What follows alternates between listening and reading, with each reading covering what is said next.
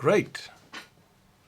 So what we've done up to now is we've defined the context. So we looked where we are working, what's the task that we're doing. We went through the hazard identification phase where we identified all the tools, everything in the environment, chemicals that may be a source of harm, source of energy, and that has closing potential.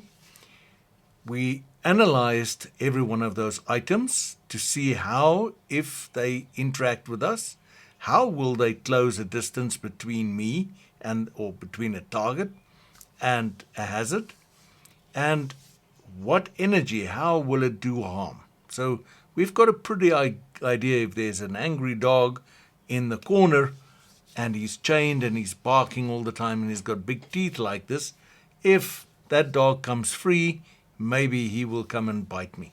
And then I may suffer from all kinds of injuries to muscles and bones.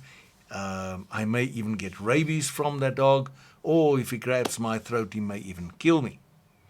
I may also identify oil spills and all of those things. And if I'm lucky, if I've done a good job with hazard identification, I will probably end up with maybe 20, 40, 60, maybe even 100, or maybe even 150. It depends on where you are and how many hazards are in that area. We then went, and for every hazard, we analyzed its, we considered its character, and we used our imagination and our knowledge and our experience. And what we did is we said, this hazard is typically connected with incidents of this kind. And then for every hazard, we created a list of 10, 20, 30 incidents that we know of. And what we want to do is we don't want people to suffer from those incidents. To suffer an incident and get hurt because you don't know, it's understandable. But if there's somebody around that knows that if I leave people alone, then sooner or later they will suffer this kind of injury, it's immoral not to tell other people to be careful and not to get hurt and not to give them the right tools and not to give them the training. Okay, so we've got the consequence, the number of incidents, and then for every hazard, we then made a list of consequences. So if you tell somebody, be careful when you work with this kind of tool, these kind of incidents will happen, then it's going to result in your finger getting cut or your finger getting amputated. What you have is a much more convincing message if you try and convey the dangers associated with that hazard. This also becomes a source of training material, source of procedures, and hopefully that will convince people that you are serious when you are conveying this information. The challenge is that if you do a lot of hazards like 120 or 150, I cannot necessarily implement procedures or I don't want to implement procedures for everything as we go along. You wouldn't typically in a kitchen wear a hard hat and a full hazmat suit and gloves and those kind of things, because the dangers, the hazards that you have in the kitchen are not typically those things that will kill you. I'm not talking about electricity. I'm not talking about boiling water and hot liquids and knives and those things. Those can actually cause serious injury and even kill people. I once worked with a client. They had their first job to do catering for a big company. They bought a gas stove and they employed people that had no experience with gas stove. They'd always been cooking on fire and on coal stoves and so on. The person opened up the gas on the gas burners. There were no safety devices on there. They couldn't find the matches. And when they eventually found the matches and they lit the match to start to light up the gas stove, there was so much gas that there was a gas fire and explosion, and it burnt the people that were inside the kitchen, gave them very terrible burn injuries, and they had to go to hospital for 3 months at least.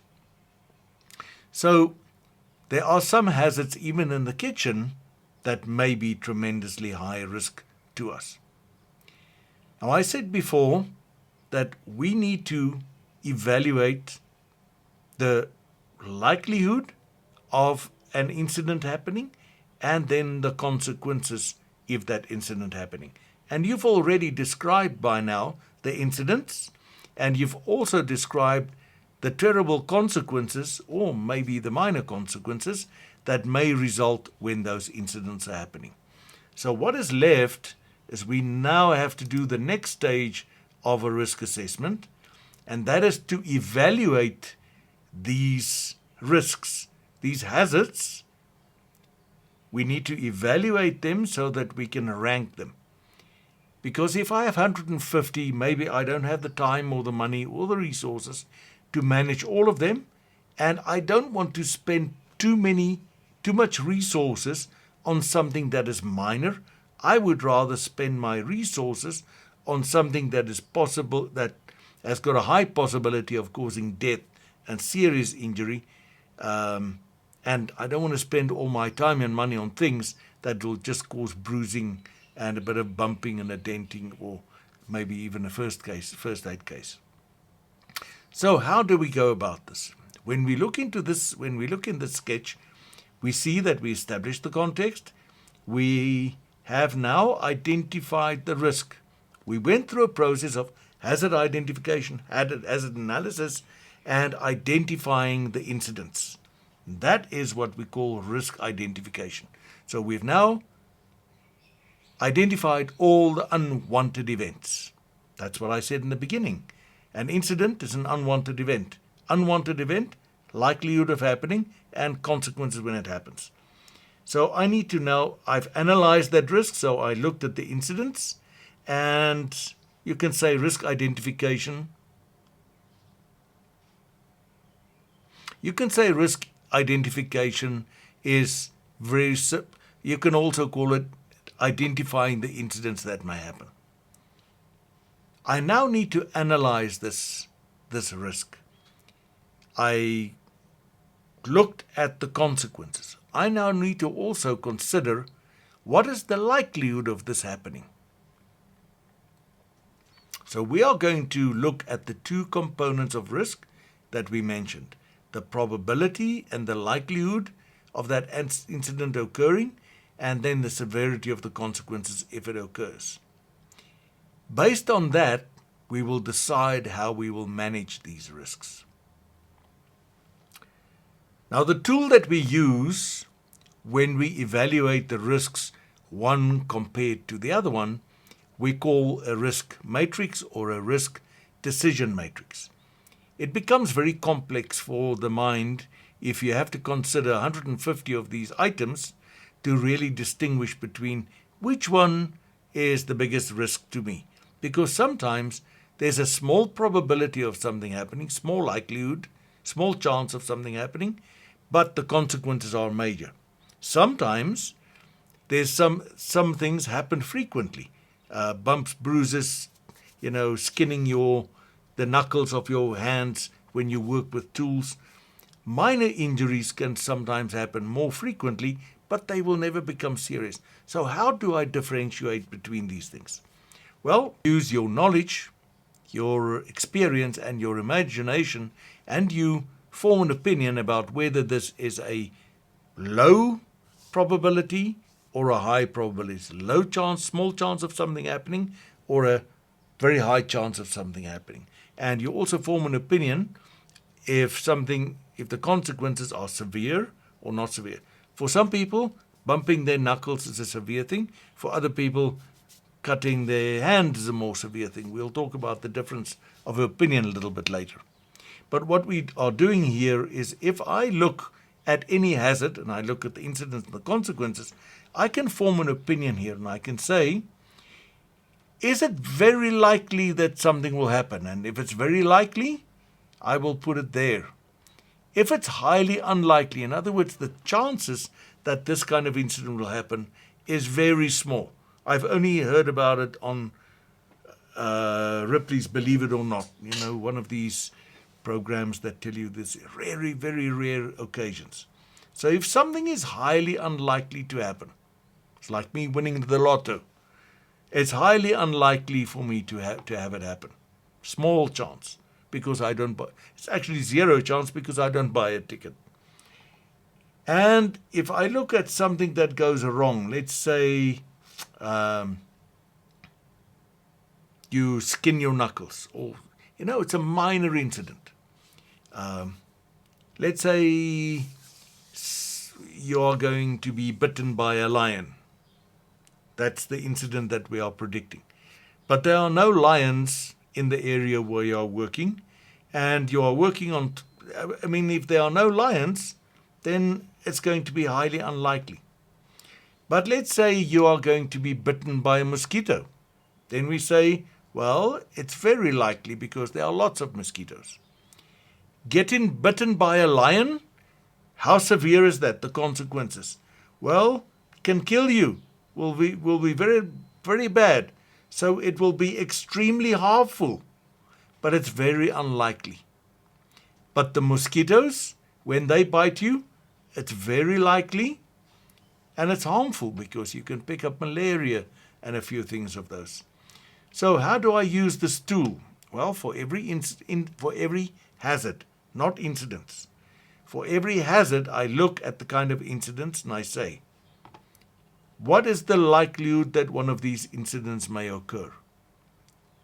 And I pick a category, highly unlikely or likely.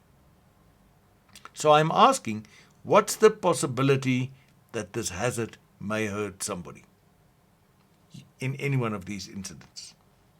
And then I say, if it hurts somebody, how harmful would that incident be? Slightly harmful, harmful, extremely harmful. And then what I do, where these two things intersect, so something is unlikely and it's harmful, I then say, but this is a medium risk for me. If something is highly likely, good chance of that happening, and it's going to be an extremely harmful event, then I say it's an extreme risk. If something is highly unlikely, small chance of that happening, and it's only slightly harmful, minor injury, minor damage, then I say this risk is insignificant. I may not even bother to look at that. So this is how a risk matrix works. We take the scale of likelihood on one side and we take the consequences on another side. And where these rows and columns coincide, I then classify the hazard, not the incident. I classify the hazard as a medium risk hazard. So any unwanted, unplanned event related to this hazard is a medium risk because it's unlikely to happen and it will be harmful if it does happen, and it puts it in that category. If I now have 150 hazards and I classify every one of them in one of these 9 categories, then what I will have is 3 groups of hazards. Some of them will fall, well, that's actually four categories. Insignificant risk, low risk, so that's 1, 2 categories, 3 categories, 4 categories, and then extreme risk, which is a 5th category. So if I separate, if I list, if I rank, if I evaluate all my hazards using a table like this, then I will get 5 groupings. Some of them will be insignificant risk, and some of them will be medium risk, some of them will be extreme risk. What I will do is I will sort them and I will select the ones that are extreme risk, because those are the things with a high probability resulting in probably fatalities or a lot of damage. And then I will first put my money and my time and my resources to train people, buy them equipment, write procedures, whatever I need to do to remove or to reduce the risk of those kind of incidents happening. Once I've got those under control, I will then move to the category that says high risk. Or I can maybe combine, if I've got enough time and resources, I can look at extreme risk and high risk together. And once I've got them under control, I can then spend time and money on medium risk issues, and then maybe on low risk issues, I can spend a little bit less time and money, or my controls will not be as expensive, as time consuming, or as strict, because the consequences are low and it's easy to manage those. So that's the process of risk evaluation. Now this was using a very simple 3x3 matrix. What can happen is these matrices can get a little bit more complicated.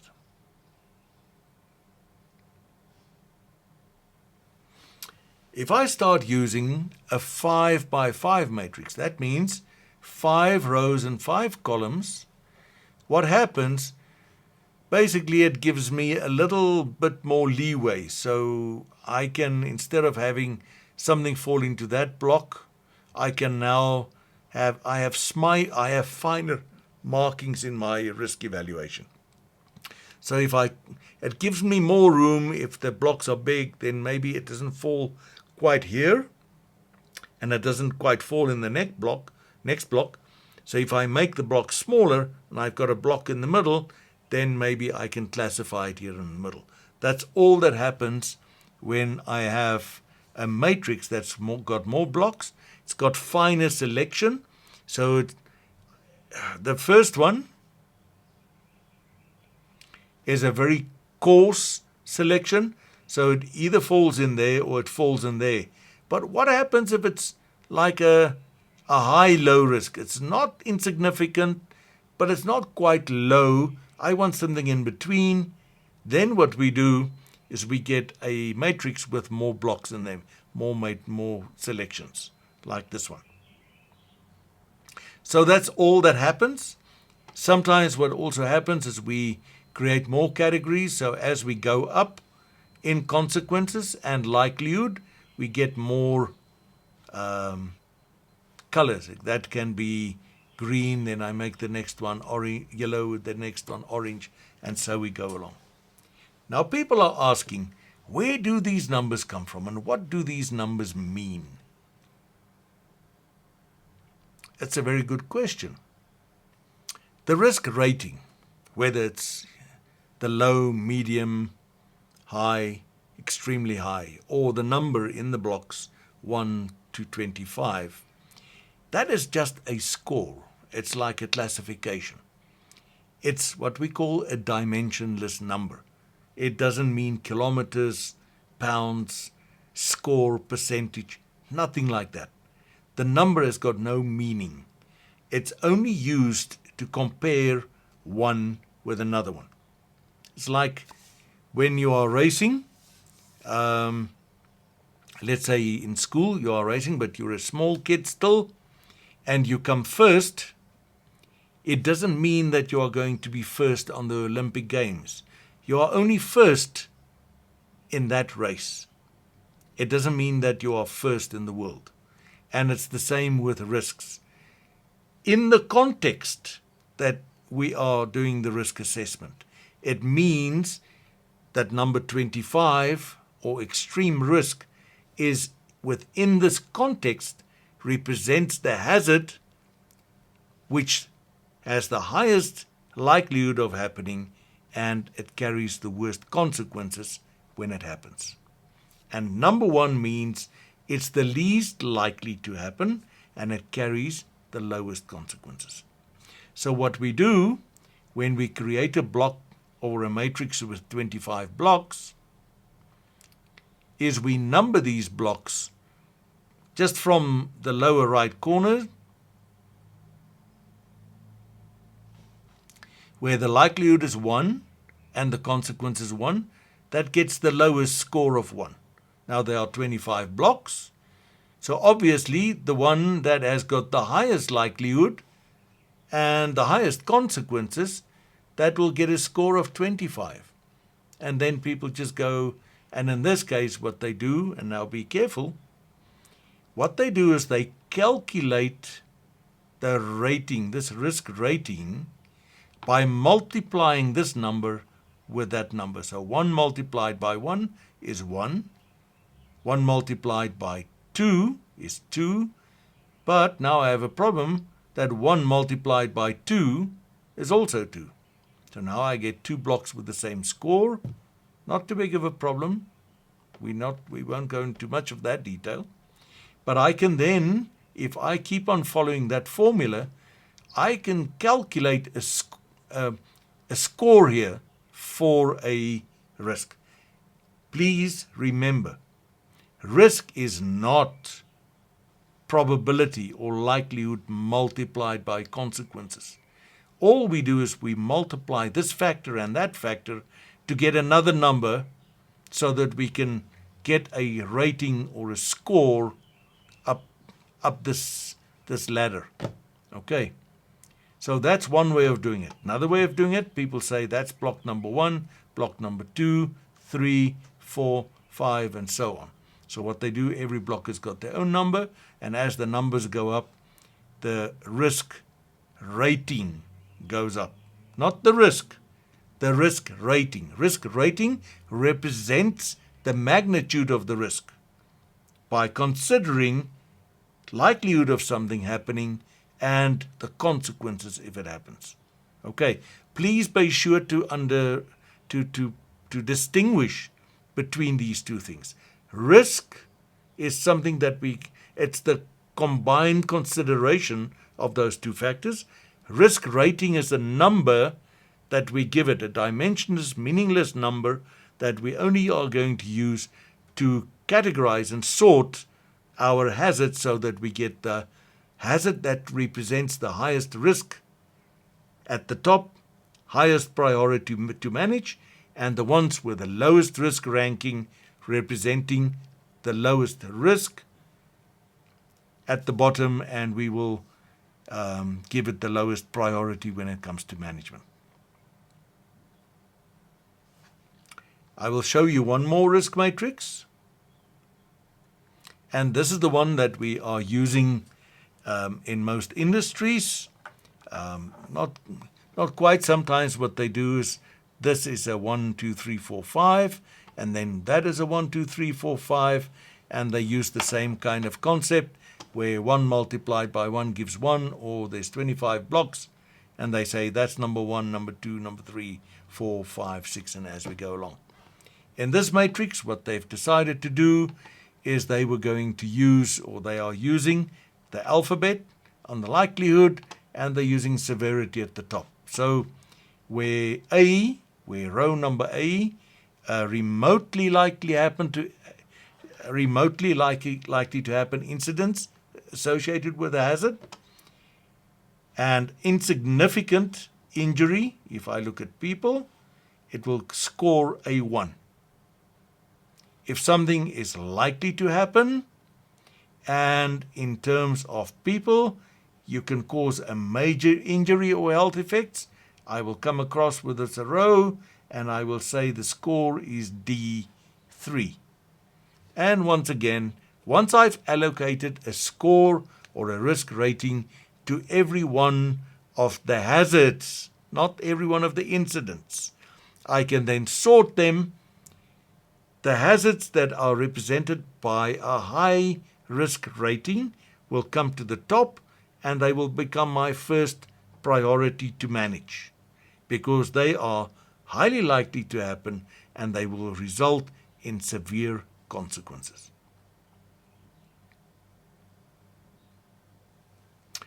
You will see that there are now descriptions in here. I said this is a qualitative method that we are using. So if I say that something is very unlikely, it's based on my experience and my knowledge. But what I consider as highly unlikely may differ from what other people see as highly unlikely. So what we do is we are putting some text in here to tell people more or less what we mean if I use the term highly unlikely. And in this case, it means that the incident related to the hazards has occurred somewhere in the world. If I go and jump on the internet, if I speak to other people in the same industry or even in all kinds of industries, when they were working with this kind of hazard, these incidents have happened. So it's not a flight of my imagination, they have happened somewhere. Or if something is likely, then I say, well, not only does it happen anywhere in the world, at least once a year that kind of incident related to this hazard, remember, what we are always talking about the hazard, that kind of incident related to this hazard has happened more than once a year in this company. What they also do at the top here is they don't just look at safety. So here we've got a description. If I say that something is insignificant or minor, it means he gets a slight injury. Sometimes they say, well, it's a minor injury. You just need to put a plaster and a nice kiss on top of that, and it will be better. It's not even it might just be a first aid case. Let's make that the lowest category. So first aid case, you go to the dressing station, they kiss it better and they put a Band-Aid on it and you're okay. The next one, minor injury, that is typically where you need to go to the doctor. You might need some stitches, or you may need a proper disinfectant and an injection or something like this. A major injury can be described as something now you've broken a bone and you're going to be off sick for some time. Major, often seen as a single fatality, somebody has now died. Or maybe he's blind, or he's lost his fingers or an arm or something, or he cannot walk anymore, but it's a permanent disability and it can vary in degrees. Catastrophic, more than one person dead in a vehicle or in a substation accident or in a chemical release incident or something like this. These definitions can vary from company and organization to organization, depending on your risk approach. They also, if you want to do the environment, the risk assessment, and you want to see what harm, or if you want to rate the kind of level of harm, the level of risk that a hazard can do to the environment, they've got descriptions here. So if you have an oil leak of 500 liters, then they can describe it as a minor impact, depending on the definitions. Also, you can look at asset damage or on your reputation. I'm not going to spend too much time on that.